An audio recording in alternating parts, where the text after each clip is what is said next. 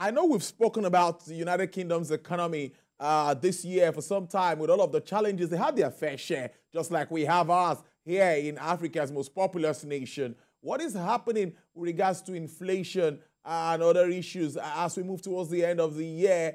Purchasing power of people in the UK, energy issues. Can you touch briefly on some of this? What's the update? Yeah, so the beginning of the year, the government had actually projected that one of the one of their major points objective was to ensure that they reduce inflation by half. And well, I wouldn't say incidentally, but as we have it today, as at that time, inflation rate was about 10.7%. And as at today, the newly released inflation is about 4.6, 4.7%. So in a way, they've been able to actually reduce inflation by half. But when we look at what were the major triggers or what actually transpired, we'll see that the major trigger was actually in the energy sector, where the price of energy in the last couple of months or weeks have been dropping, and that has helped to reduce the inflation rate. If we look at some other sectors like maybe the manufacturing sector, we'll see that there's still some level of inflation there, but the energy sector has been able to help to bring down the inflation rates. And it's the same for most countries in Europe and also in the US. The inflation rate has reduced significantly. Currently in France, Germany, the inflation rate is about, I think, 4.5%. In the US, it's about 3.2%. So that shows that the shock, that the world had regarding the Ukraine and Russia war is eventually gradually, being curtailed, and the global market is moving beyond what is happening currently. So in the UK, like I said, it's also a good news in the area of inflation. They're also looking at the interest rate, because the interest rate has been increasing, just to match the inflation. So currently, there's the belief that the interest rates too will begin to drop, as we move into the next phase in the next year coming. Something that the price of crude might go higher, considering what is happening with Israel and Gaza. Something that, how do you think that would impact us if it happens? Because on the other side, in that same report, it shows that if that happens, the price of the pumps will also increase. I want Nigerians to put that or get that in their mind.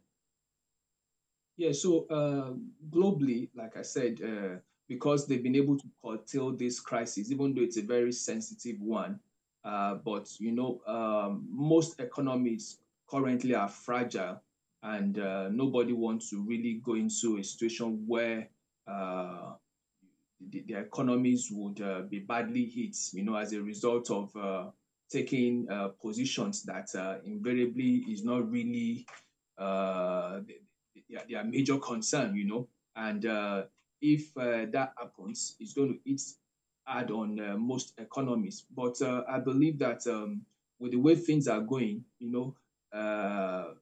Israel and the Palestine, they are not major oil producers that would affect. But of course, the countries that are connected, like Iran and some other countries in the Middle East, are major oil producers, and the effect of those crises could actually trigger a global outrage, and it could affect the global market generally. But as long as it doesn't go beyond this rate, I believe that things would remain calm. In terms of Nigeria, I want to say that with the coming up of a number of refineries, we're talking about the Dangote refinery. Hopefully, before the end of the year, they should start operation. We also have other major interest players, also coming into that sector, like the BUA is also proposing to come into that sector. I am aware of some refineries in Edo State also that are also coming up. So with all that, I think that it would be a good omen for Nigeria if the price of crude goes up and we have all those refineries, working in their full maxima position, such that they'll be able to, meet the local needs, and will be able to save from the foreign exchange that will be derived from the sale of crude oil. Moving a few weeks to the end of the year, and many will talk about the selling for cash. And that's talking about stocks now. Many would have a lot of buyings and all of that, considering even the purchasing power at this time. Inflation is also biting hard on one side. There are a lot of issues we could look at globally, and they seem to be same currency issues and all of that. They keep rolling around each other. But for the market specifically now, talking about the likes of MSCI's broadest index, Japan's nickel, and of course, Chinese blue chips and all of this stocks. What do you think, what figures do you think will come up as we end the year with regards to this global stock trading?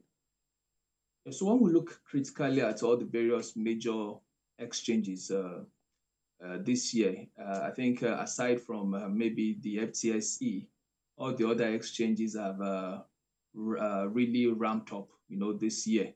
Looking at the Nasdaq is year to date. ASI is about 38%, which is quite high. We have also the Dow Jones, and we have the Dow Jones also maybe about 7%, and we have DAC, CAC also, within a two-digit figure of 10%, 13%. So generally, the Nikkei is about 27%. You made mention of that year to date, and for the Nigerian market, we also have a very high all-share index of about year-to-date return of about 38% also in Nigeria. But looking at all that critically, for Nigeria, we've seen the inflation rates go up. We've seen the devaluation of the Naira. So when we look at that technically, it's not really so beneficial in terms of what the real return on investment is. But for the other countries, I think it's been a good year in their capital markets. And looking at the way things are going before the end of the year, I think they will be able to maintain that and probably also move a little bit up beyond what we have. Hoping that the FTSE, that's the United Kingdom exchange too, would benefit from this movement and at least avoid closing the year at a loss, at least so that they will also, like other exchanges, also move up this year. But generally, most exchanges have done well this year compared with what happened last year, and I believe that that will be maintained as we approach the end of the year.